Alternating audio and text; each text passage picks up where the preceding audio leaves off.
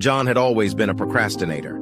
He loved to put off his work until the last minute, and he always found an excuse to avoid doing anything productive. He had a big project due in 2 weeks, but he kept pushing it aside and telling himself he would start it later. As the deadline drew closer, John began to feel a sense of panic. He knew he had to start working on the project, but he couldn't bring himself to do it. He spent his days scrolling through social media and watching TV, ignoring the nagging feeling in the back of his mind. One day, John woke up and realized that he only had 1 day left to finish the project. He knew he had messed up, and he felt ashamed of his laziness.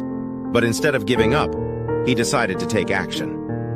John sat down at his desk and started working on the project. At first, he found it difficult to concentrate, and his mind kept wandering. But as he kept working, he began to get into a rhythm. He focused on one task at a time, and he made steady progress.